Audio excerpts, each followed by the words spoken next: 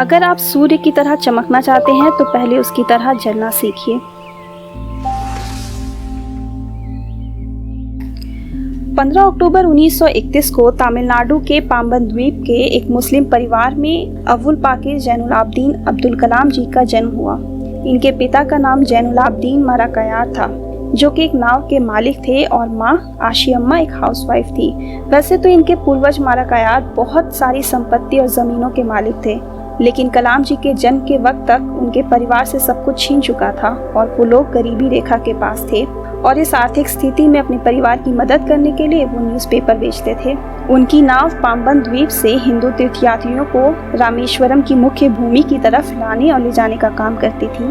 और जैसे ही साल 1914 में पाम्बन ब्रिज बनाया गया, उनके परिवार का ये नाव का काम भी खत्म हो गया और परिवार को बहुत गरीबी झेलना पड़ा। अब उन लोगों के पास सिर छुपाने के लिए सिर्फ उनके पूर्वजों का एक घर था। बचपन में वो पढ़ाई में एक एवरेज स्टूडेंट थे, लेकिन वो मेहनत बहुत करते थे और उनके अंदर सीखने का एक जज्बा था। वो घंटों मैथमेटिक्स पढ़ने में गुजार देते थे। जब कलाम जी 5 साल के थे तब उनके स्कूल में एक मुथु अय्यर नाम के एक टीचर थे, जिनसे वो बहुत इंस्पायर थे। और चूंकि ये मेहनती थे तो शिक्षक अय्यर भी इनकी पढ़ाई लिखाई में बहुत मदद करते थे। और चूंकि उनकी हैंडराइटिंग अच्छी नहीं थी, इस वजह से उन्हें हर रोज़ 3 पेज हैंडराइटिंग लिखने का होमवर्क मिलता था। और वहीं दूसरी तरफ शिक्षक श्री शिव सुब्रमण्यम अय्यर ने पूरी क्लास को 25 मिनट के एक लेक्चर में समझाया कि आखिर पक्षी उड़ते कैसे हैं। लेकिन पूरे क्लास के साथ साथ कलाम जी को भी कुछ समझ में नहीं आया, तो टीचर बच्चों को लेकर समुद्र के किनारे चले गए उन्हें प्रैक्टिकली समझाने के लिए, और इस पाठ ने उन पर गहरा प्रभाव छोड़ा। उसी शाम उन्होंने ठान लिया था कि भविष्य का अध्ययन उड़ान के साथ कुछ करने के संदर्भ में ही होगा।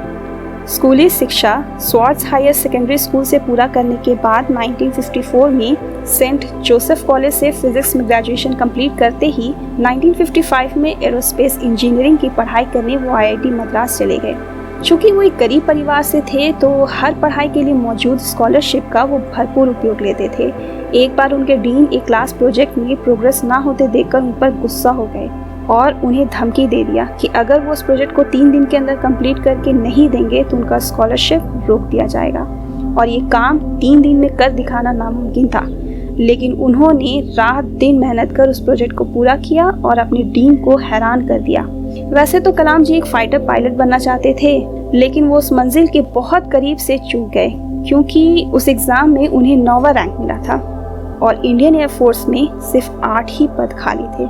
1960 में IIT से ग्रेजुएट होने के बाद उन्होंने DRDO यानी defence research and development organisation में पहला काम एक होवरक्राफ्ट की डिज़ाइनिंग से शुरुआत किया, लेकिन वो इस जॉब से कन्विंस नहीं थे। कलाम जी इनकॉस्पर कमेटी के मेंबर थे और ये कमेटी विक्रम साराभाई के अंडर काम करती थी, और साराभाई उस समय भारत के टॉप स्पेस साइंटिस्ट थे। 1969 में उन्हें इसरो यानी इंडियन स्पेस रिसर्च ऑर्गेनाइजेशन में ट्रांसफ़र किया गया, जहां वो भारत के पहले सैटेलाइट लॉन्च व्हीकल SLV-3 के निर्देशक थे, जिसने 1980 में रोशनी उपग्रह को सफलतापूर्वक पृथ्वी की ऑर्बिट में लॉन्च कराया था। 1963 से 1964 के बीच वो कई सारे नासा के सेंटर का उन्होंने दौरा किया। उन्होंने कई सारे प्रोजेक्ट को सफल बनाया। प्रोजेक्ट डेविल और प्रोजेक्ट वैलिएंट को सीक्रेट फंडिंग उस समय की तत्कालीन प्रधानमंत्री इंदिरा गांधी ने दिलाया था। उनके रिसर्च और क्वालिफिकेशन ने 1980 के दशक में उन्हें बहुत प्रतिष्ठा और सम्मान दिलाया, जिससे सरकार ने एक मिसाइल प्रोग्राम उनके अंडर शुरू करने का फैसला लिया। इस मिशन के लिए उन्हें 388 करोड़ रुपए दिया गया था, जिससे अग्नि पृथ्वी नाम की मिसाइल को बनाया गया, और इस वजह से उन्हें मिसाइल मैन ऑफ इंडिया का खिताब दिया गया है। जुलाई 1992 से दिसंबर 1999 के बीच कलाम जी चीफ साइंटिफिक एडवाइज़र के रूप में प्राइम मिनिस्टर के लिए काम करते थे और DRDO के सेक्रेटरी भी थे। इसी दौरान पोखरण 2 न्यूक्लियर टेस्ट को उन्होंने सफलतापूर्वक प्रशिक्षण किया था। उस समय वो हमारे देश के बेस्ट न्यूक्लियर साइंटिस्ट थे। 2002 में कलाम जी प्रेसिडेंट इलेक्शन में खड़े हुए और उसे जीत भी गए, और अगले 5 सालों तक वो देश के राष्ट्रपति थे। राष्ट्रपति बनने से पहले ही उन्हें भारत रत्न अवार्ड मिल चुका था, और ये हमारे देश का सबसे प्रतिष्ठित अवार्ड है। कलाम जी राष्ट्रपति भवन में रहने वाले पहले साइंटिस्ट और एक बैचलर थे। उन्हें पीपल्स प्रेसिडेंट के रूप में जाना जाता था।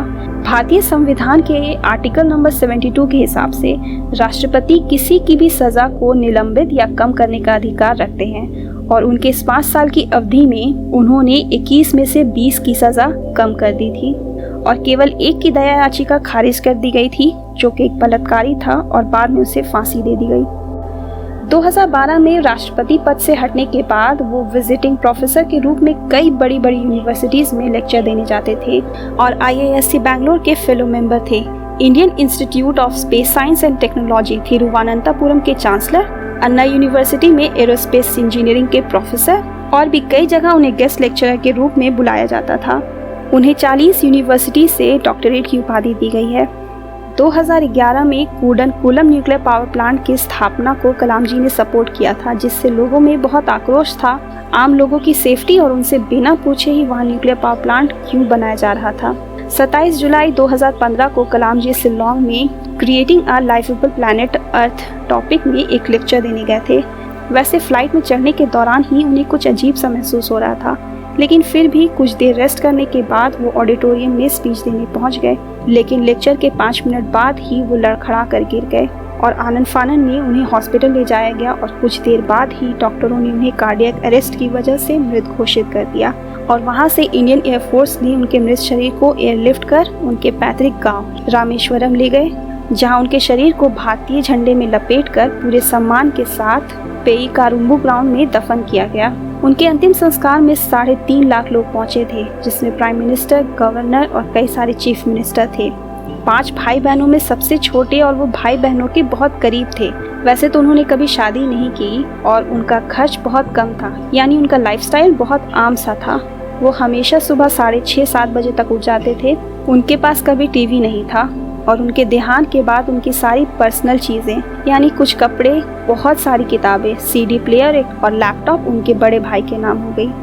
इसके अलावा उनके पास कुछ भी नहीं था। वो हमेशा अपने भाई बहनों को पैसा भेजा करते थे।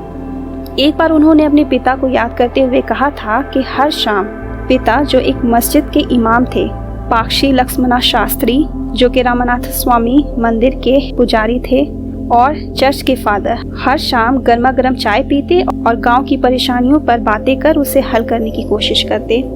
वैसे तो उन्होंने अपनी पूरी जिंदगी में कई सारी किताबें लिखी, जैसे ignited mind, indomitable spirit, target 3 billion, wings of fire, उनकी खुद की ऑटोबायोग्राफी, और 1998 में उन्होंने एक योजना पेश किया था जिसका नाम टेक्नोलॉजी विजन 2020, जिसमें उन्होंने देश की नींव यानी एग्रीकल्चर, टेक्नोलॉजी, प्रौद्योगिक, स्वास्थ्य, शिक्षा के कई सारे उपाय बताए थे, जिससे हमारा देश एक कम विकसित देश से विकसित देश में बदल जाता।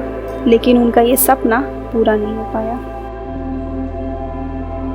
रईसी और झूठ को मेंटेन करना बहुत महंगा होता है, और वहीं सच्चाई और सादगी को हर इंसान मेंटेन करने की कोशिश करे तो वो ज़रूर कर सकता है।